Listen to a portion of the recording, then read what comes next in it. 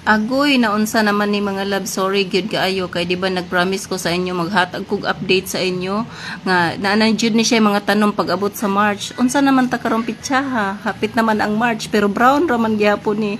O sa tinuod lang mga loves kung walang ma-hospital ang akong anak murag dako na gyud mig agi diri no kay tan-awa lang gyud ni sus kalimpyo na kay sa mong daruhan mga loves. Si Papa lang gyud ana nagtrinabaho. O si Papa grabe gyud akong papa kakugihan mag-ugmad og yuta mga loves.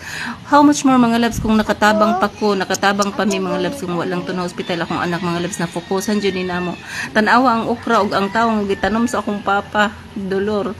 Kana ang gagmay pagkaayo ang uban wa manurok kay kuwang man gud siya layo-layo man siya tubig mga loves. So ang akong project karon sunod kay mopalit kog hose unya dako nga drum para makastakan na mo og tubig.